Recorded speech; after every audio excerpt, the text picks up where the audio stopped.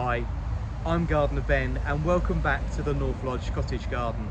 This particular video is all about climbing roses, and I've had several requests for this particular video, not only on YouTube but several of you asking from Instagram as well, about me creating a planting guide to growing climbing roses, especially as we're in the middle of bare root rose season.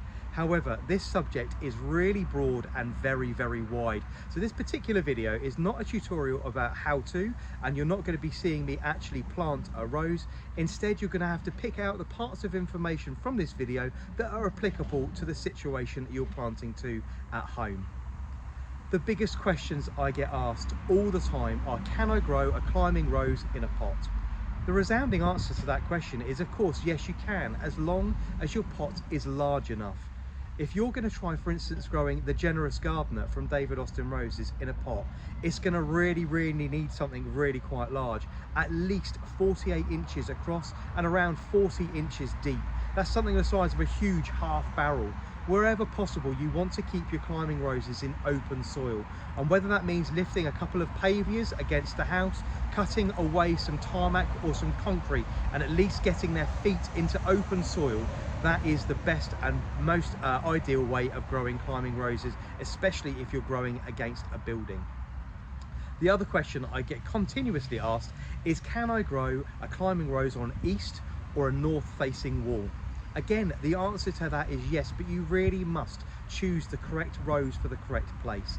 Even roses like Madame Alfred Calgriere, which is a French old English, an old climbing rose with a beautiful white peachy flower, is going to need at least 4 to 5 hours of sunlight per day, or it will just become spindly, unsightly and never bloom for you. So do choose the rose that you want to go up the wall, and make sure it is the right rose for the place that you're looking for. And consider, if it doesn't get at least 4 to 5 hours of sunlight per day, whether a rose is the best climbing plant for that particular aspect.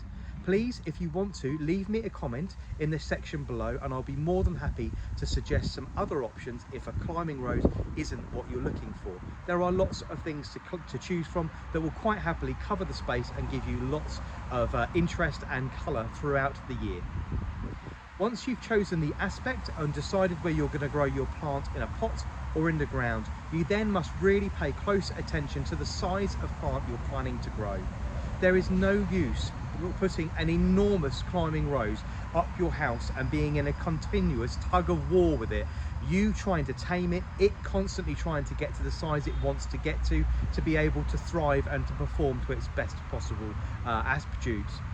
This is also the case if you're growing over an archway or an arbour. There is no point in absolutely swamping that rose arbour with something that is then eventually going to get so heavy it ends up breaking it and bringing it down in high winds. So choose the size of your rose very carefully.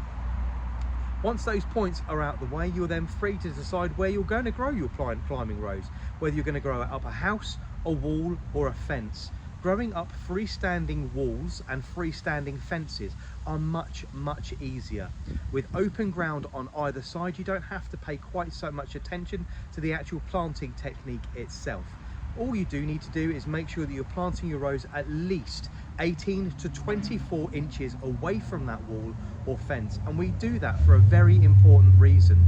If it's a wall, you've got a foundation to the actual wall itself, normally made of solid concrete, and concrete draws up a huge amount of water. That water will be lifted up through the concrete foundations up into the wall and evaporate on a warm day.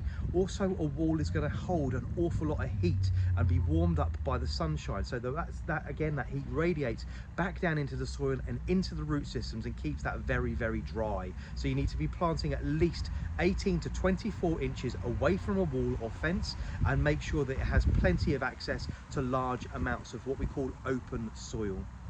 You then need to make sure that you're looking after your climbing rose very specifically. Much more attention is given to climbing roses than, for instance, a bush rose that might reach only 3, 4, 5 feet. But if you have a large climbing rose growing up a wall, imagine all of that plant shrunk down into a shrub size, and imagine how large that shrub would need to be and how much soil and feed and water that plant is then going to need. So you will need to pay special attention to your watering and of course your mulching, making sure you're mulching all the way along the canopy of the rose every time you mulch. So for instance, if you're growing something like Bathsheba, which is relatively small, which will cover around 10 feet, you need to make sure that you're mulching all of that open soil as far around that plant as you can to make sure it has all the nutrition and all the water that it needs. Now, growing up a house is a little bit more complicated. Obviously, a building is a three-dimensional item, very, very tall often, and often closely packed together. So you need to make sure that, again, you're paying close attention to whether you have enough open soil for your climbing rose to actually thrive and get away properly. And if the answer to that is yes, make sure that you're planting that climbing rose, again, at least 24 inches away from that foundation, and you're paying, again, close attention to all of the soil around it.